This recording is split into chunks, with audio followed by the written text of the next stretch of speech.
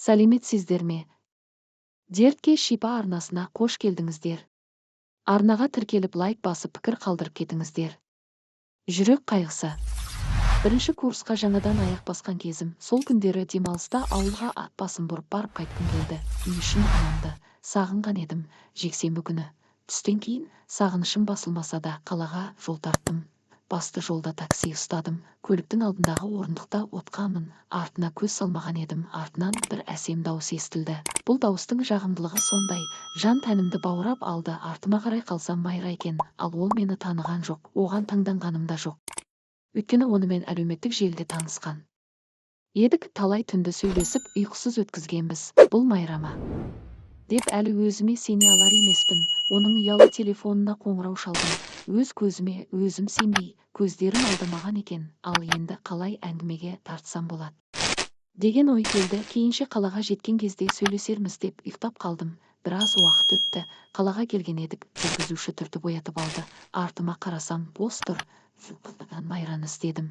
Әлі ұзай қоймапты. Жүгіріп жетіп: сәлем, Майра. Сәлем, танымадым. Мен ғой, Мирасовдағы. Ойланып тұрып: сәлем, мұнда не істеп жүрсің? Ауылдан келе жатыр едім, өзіңше? Менде ауылдан. Қалай, сонда бір көлікте отырғанбыз ба? Я.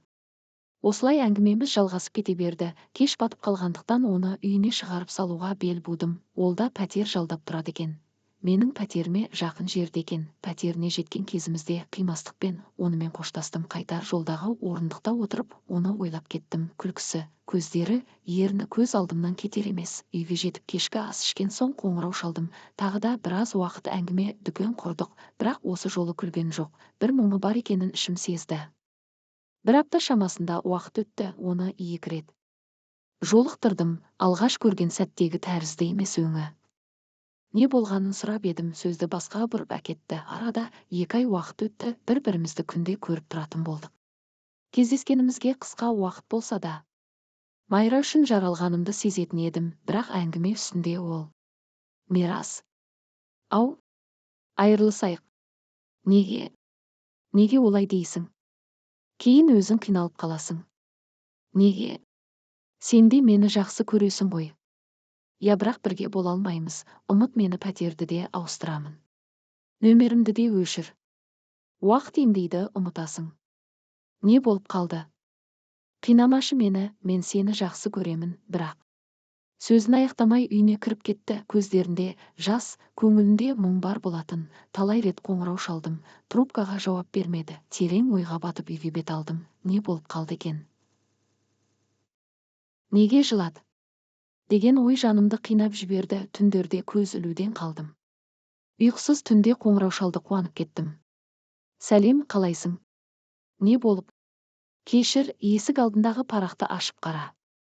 Трубканы қойды. Есеңгіреп қалдым. Есікті ашып ілулі тұрған парақты аштым. Мидың рентген парағы екен. Артында дәрігердің науқасқа диагнозы: ми ісігі. Науқастың есімі Майра. Бұл аурудың қандай екенін білетінмін. Бұл емі жоқ ауру. Тағдырың неге сонша қаталсың? Өмір жек көремін сені деуменен жылап алдым.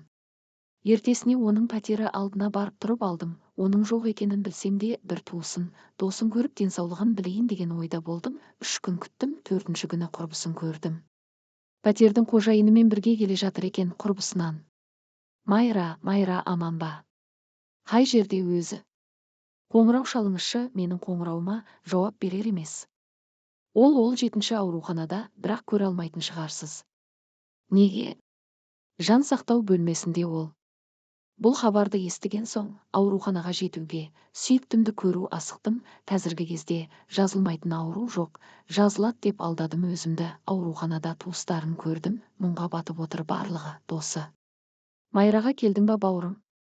Я. Көре алмайсың, ешбір адамды кіргізбейді. 5 минутқа да болмай ма? Жоқ, 1-2 минутқа да болмайды екен. Көздерің қызарып кетіпті. Ұйықтамағансың ау шамасы. Қалай ұйықтаймын? Дәрігерлер тірі қалуы 2 талай деп жатыр деген дауыс ақырын шықты. Неге Майра? Неге мен? Неге? Деп қабырғаға бір соққы бердім. Көзден тамшылар ағып жатты. 6 күн болды, ол әлі оянбады. Бірде дәрігер жансақтау бөлмесіне кіріп кетті. Артынан 2 мейірбике де жүгіріп жетті. 10 минут шамасында уақыт өтті. Мейірбике палатадан шығып, қолымыздан келгенін. Әкесі де, анасы да, барлығы да жылап-сықтап жатыр. Ал мен тізерлеп тұрып жерді ұрып, көз жасын төгіп жібердім. Әлем тар көрінді. Сене алар емеспін. Өзімді өлтіремін. Сүйгенімен о дүниеде бірге боламын деген едім. Анашым, ағаларыммен өлсем қайтеді деген ой ғана ұстап қалды. Міне бұл оқиғаның болғанына 1 жылдан аса уақыт өтті. Оны ешқашан ұмытпаймын. Жатқан жері жайлы болсын. Құрметті оқырмандар, каналға тіркеліп лайк басып пікір қалдырып кетіңіздер.